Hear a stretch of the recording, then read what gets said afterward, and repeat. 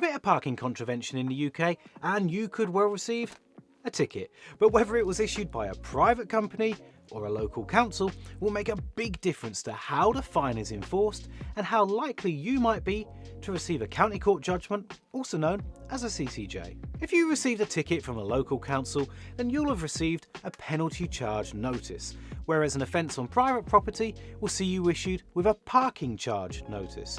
The two may look and sound very similar, but where a council penalty charge notice is an actual fine, a private parking charge notice is more similar to an invoice you have to pay. When you don't pay a council penalty charge notice, or PCN, within the first 28 days, the council sends out a formal notice called a charge certificate. This notice doesn't just inform you of the missed payment deadline, it also increases the fine by as much as 50%. You'll only get 14 days to pay this, or a court order will be issued, which could then result in you being issued with a CCJ and even the use of a bailiff. So, if you delay in paying a council PCN, you could soon face court action and the threat of a CCJ. In fact, you could face court action in as little as just over 42 days. So do you have to pay a private parking charge notice? In reality, you aren't legally obliged to pay a private car park fine, unless told to do so by a court. However, many people choose to pay promptly in order to avoid any further stress and any potential legal action. Plus, many companies offer a reduction in the fine for an early payment.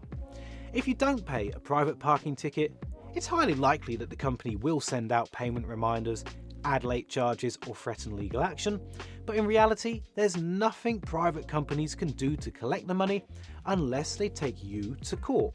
But that doesn't mean you should just ignore a private parking fine. It's fairly likely that the company who issued you with a ticket will be willing to involve the courts, so you can't just forget about them. If they do take court action, the fine may become greater due to court costs, and a judge could make you legally responsible to pay.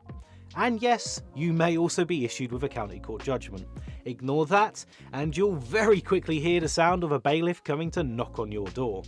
So while there are a few more hoops to jump through, and it will likely take a lot longer, you can still receive a CCJ for a private parking fine, just like a council one. There is some good news. If you think the ticket was unfair, then you can appeal, whether it's a council or a private parking ticket, so long as it's from a legitimate company registered with the Accredited Trade Association.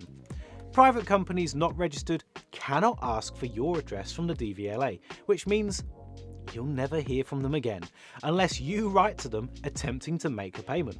If in doubt, you can check if a company is an ATA member by calling the British Parking Association. Beware though, the call isn't free.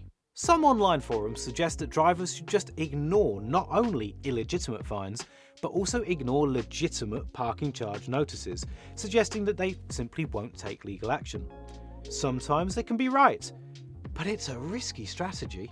If you followed this route in the past and ignored a parking charge notice, you may well be wondering, how long can a company chase you for a parking ticket? Well, unpaid private parking fines fall within the statute-barred law, which means the issuer must try to collect the fine through legal action within 6 years, or it will no longer be enforceable.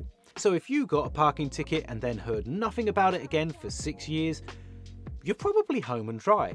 However, if the company does take legal action at any point during those 6 years, then the fine won't expire. If the thought of court action and a CCJ is playing on your mind, then it may well be worth speaking to a solicitor for advice. There are a number of online solicitors who are quick to get hold of, easy to contact, and very often cheaper than meeting one in person. For example, JustAnswer have a trial which allows you to contact a solicitor for just £5.